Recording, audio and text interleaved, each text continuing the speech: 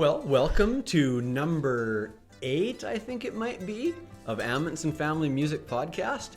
Welcome. Now, remember we said a few weeks ago that if we get to 7, then we might just get into the groove of it? Right. So I don't know, any of you, maybe give us some feedback. Yes. If you've eaten the 7 olives now, are you kind of getting used to what we're doing? And so far, we haven't had a lot of feedback about what we're doing wrong, except that people are kind of liking it, so I think we're going to keep going. That's good. We're still open for suggestions. Yeah. In fact, last episode, we sang a song that was a request, and it ended up bringing up a lot of subjects that we talked about on that episode too. So you never know the influence that you might have by giving some input. Yeah.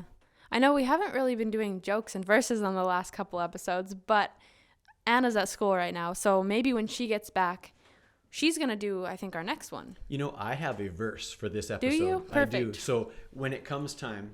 Maybe I can find a joke. I'll find a dad joke. Anna always asks me, hey, Dad, can you tell me a dad joke? And, of course, dad jokes have to come naturally. Yeah, that's true. It's not something that you can just prepare. At least that's the way I am. You got to look it up. I mean, you got to just come up with it on the spot. Yeah, and they're usually really, really... Dumb. That's not the word I was going to use. I was going to say really, really smart.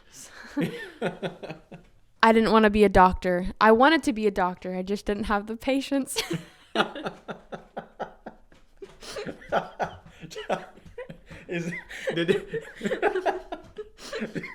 Did Dr. Antoine tell you that one? Whoa. No. No? But he has patience, I guess. Yeah, he has patience. So, okay, moving on. Sonora works as an EMT in Muskogee, and so she has to do with lots of doctors and police officers and firefighters and of course paramedics. So everybody. That would be a good one. You should tell Dr. Antoine that. I won't say his real name in case anybody at my work listens to this podcast. That's not his real name, but oh, okay. Good. I won't mention it. So talking about work, you're finally off for a few days where we can catch up on podcasts. 3 days, yeah. So, how has work been? It's been really busy lately. Well, actually, I say that, but the last couple of days haven't been too bad. It's been good. I don't know how to explain it. It's kind of the same old thing, you know? Do you get a lot of, I've fallen and I can't get up Oh, calls? all the time. Yeah, like, honestly, we get a whole range of calls. Like, what was it? Last night we got a call where it was like, hey, I got to go into a bar last night. I'm not even 21. Anyways, sorry. That was cool. I was like, are they going to let me in? And my partner was like, dude, you're a first responder. Yeah, they're going to let you in. Okay, good. But no, this guy had fallen, or it came out as he had passed out. Off his bar stool? Not sure. It just said that he was unconscious. He had fallen and he was unconscious, something like that. So, you know, it was a bar, and I look at my partner. I'm like, so what do you think? Fentanyl overdose? Do we need some Narcan? Because we like to discuss things before the call. And he goes like, yeah, either that or he's dead. I'm like, okay, fair enough. Oh, good grief. So, you know, he ended up being fine. We think he got up too quickly, and when you get up too quickly, you can have something called, I forget the name, but it's when your blood pressure drops. Because when the firefighters first took his blood pressure, it was at 110/60 something. And then when we took it again at the hospital, it had gone up to 160 something. Now, we should mention, we're joking about this, but oh, yeah. Sonora works in one of the rougher places that you can imagine. I work in the ghetto. She's, in Muskogee, Oklahoma. Yeah. Like, no offense to Oklahoma or Muskogee, but it is a tough place. If you look up, I'm not even joking, if you look up the dangerous places in Oklahoma, Muskogee's like the second worst. So hearing gunshots that's normal. Is pretty normal for you? In fact, a few months ago, I heard gunshots, and then I went inside to the station, and I told somebody, I was like, hey, I just heard gunshots. And they're like, okay, well, we better go investigate. So we walked towards where I said there was gunshots, and we were like, hey, anybody there? Somebody hurt? What? We just walked towards it. I'm like, okay, am I an Oklahoman now? But no, like, you hear gunshots all the time throughout the neighborhoods, and we have like our iPad that has all the calls that comes up, and there's always shots fired, shots fired, shots fired. I'm not sure what I think about that. My daughter working in a war zone. Right. But no, anyways, what I was saying before is like we get one end of the spectrum where we're like, oh, this person could be dead, right? And sometimes they are, sometimes they're fine, like our patient. And then we get the other end of the spectrum where it's like, oh, he just fell and needs help getting up. Or what was it? I was working a shift the other night, and this guy was in a car wreck, MVC, and he was going 65 and airbags deployed, and so they call it trauma, but his only complaint was finger pain. Not even kidding you. It was index pain. He said something about how he jammed his finger on the steering wheel. Oh, no. And he wanted to go to Tulsa, the trauma center. I'm like, okay. For his finger. And it must have been an important finger. it must have been. He also didn't speak English that good, so it was a big mess. He spoke Japanese, so we had his friend on the line who could speak. And I felt so sorry for the dude because OHP, so, okay, for anybody from Canada who doesn't know, we don't just have RCMP. We have OHP, Oklahoma Highway Patrol. So we got the police officers who just patrol the highways. We got the police officers who just control the counties. So we got like sheriff department deputies. They control the whole county. Then we got the city. Then we got the city, yeah, like the towns. So they just stay in the city.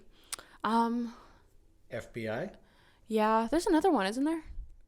Forgetting. Anyways, there's a bunch of different police things. So when you're like driving, you don't have to just watch out for one. You got to watch out for a bunch of different people who could pull you over.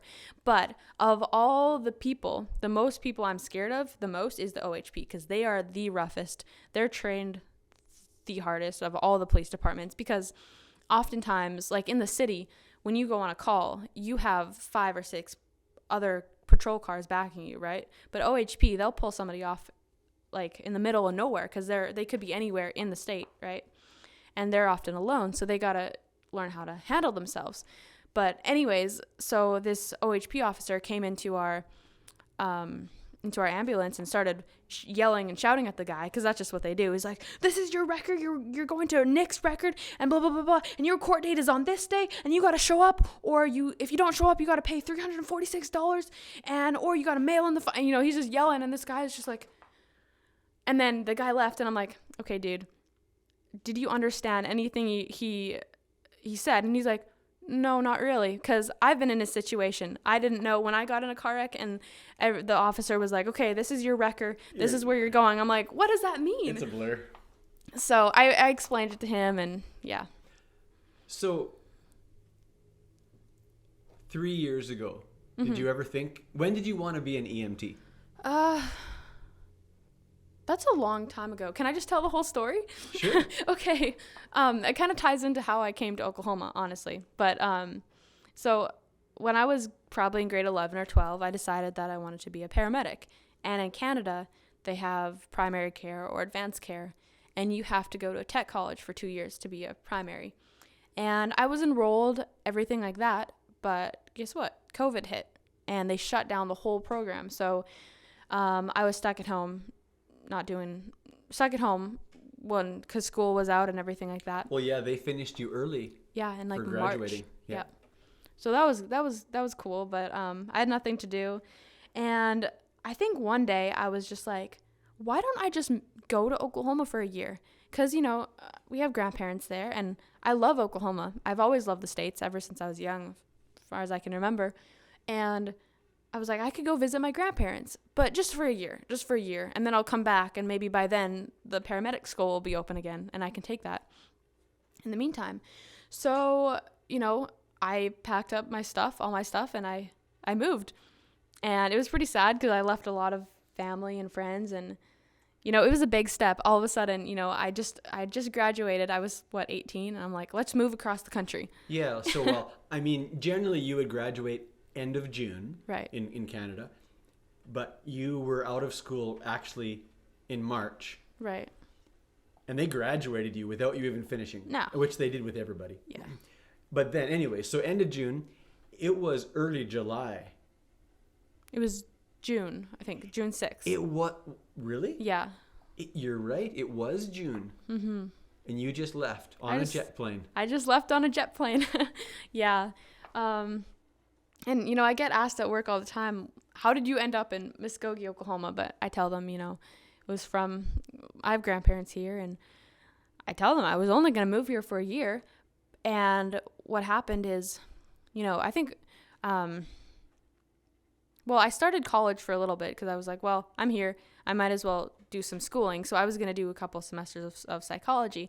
And I started that, but it was online only and not very fun because you couldn't meet friends. You couldn't see your teachers. Yeah, they weren't having in-person classes here either. No. So I started college, didn't go very good. I just wasn't enjoying it, no motivation. And then I think it was grandpa or somebody who was like, well, why don't you just try to find an EMT course here or something? And I did some research, and they do things a little different here. I found out was that it's, you know, EMR is like the lowest level, or first responder. And then you have EMT, and then you have advanced EMT, and then you have paramedic, right? So somehow, I honestly forget how, but we found out about this EMT class going on in Muskogee. And Grandpa drove me to the station where they have the classes, and we talked to the teacher. And he's like, yeah, we have a class starting in November, and I think this was August or September. And so he's like, yeah, you just got to enroll, and you got to pay a little bit of a down payment, and it lasts about 9 months, and then you got to take a test, and then you're good to go. And I thought this was like a steal of a deal, right? I was like, I don't have to go to college for 2 years. I just have to go to a 2 nights a week class for 9 months and then take a test, and then I'm ready to go. So I thought that was really cool. Not as easy as it sounds. No, I definitely had times where I was like, I don't want to do this anymore. You wanted to quit for some time, just like any of us do when we're taking schooling. Yeah, well. But you persevered. Yeah, and I had no medical background, so I was, you know, fresh into all this medical stuff, and I was like, I don't know what I'm doing. I don't know if I'll ever learn this material.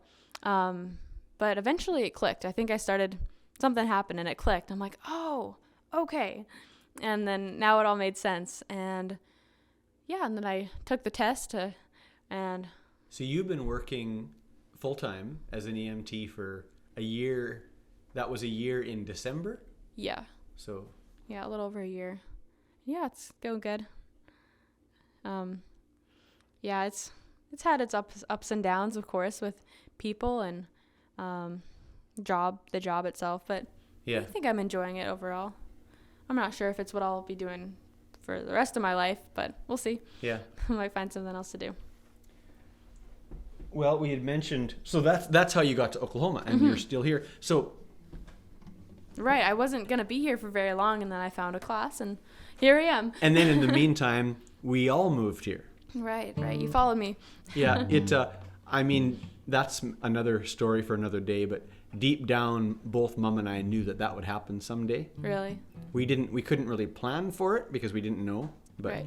COVID just was the perfect storm for a lot of changes in a lot of people. Mm-hmm. And that's just kind of neat the way God works that way. So we were going to sing a song of Peter, Paul, and Mary. And it ties in perfectly. Actually, a John Denver song. He wrote it. All right.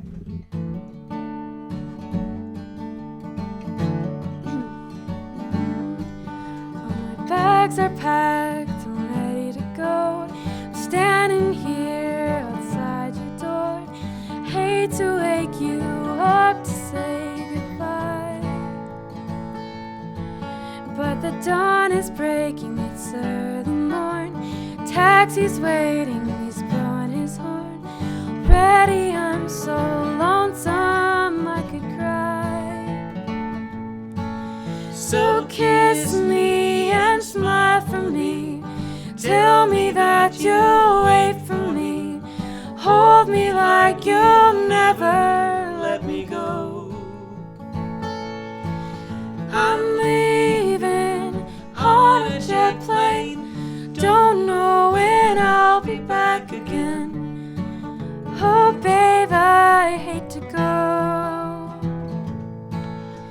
So many times I've let you down. So many times I've played around. Tell you now, they don't mean a thing. Every place I go, I Every song I sing of you. I come back, I'll wear your wedding ring. So kiss me and smile for me. Tell me that you wait for me. Hold me like you'll never let me go. I'm leaving on a jet plane. Don't know when I'll be back again. Oh, babe, I hate to go. Now the time has come to leave you one more time. Let me kiss you. Close your eyes and I'll be on my way. Dream about the days to come. I won't have to leave alone. About the time I won't have to say. So kiss me and smile for me. Tell me that you'll wait for me. Hold me like you'll never let me go. I'm leaving on a jet plane. Don't know when I'll be back again. Oh, babe, I hate to go.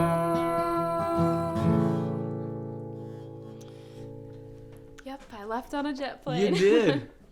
And you didn't get back to home, Park Valley, until this Christmas. This Christmas. You and Ira drove down. We drove down through the worst storm, worst driving conditions I've ever experienced. Yeah, here dear old Dad said, "Oh, just go. The weather will work out fine." And you ended up going through some pretty rough stuff. Yeah, we were probably going. The scariest part when we couldn't see anything. Like, I mean, the road and the sky blended together. Everything was white. You couldn't see anything except once in a while you'd pass a semi truck or a semi. And I said semi the other day at work and everybody was like, "What did you say?" Semi. Semi. Yeah. And we'd pass a semi truck in the ditch and we'd be like, "Oh, there he is." Sometimes we'd have to swerve off part of the road to avoid it. Now that was in like North Dakota, South Dakota. Yeah. They get some pretty bad weather. They do. I remember when I was driving, I can't remember if I was driving from Nashville or to Nashville when I was going there, you know, when I was just out of college. Right. I remember the fog and the snow or whatever it was snowing, I guess, was so bad. And I was wanting to get off at Bismarck. And I remember I had to stop the car and get out so I could see where the exit sign was. Really? To get into Bismarck. Yep, that sounds about right. Yeah. That sounds about right.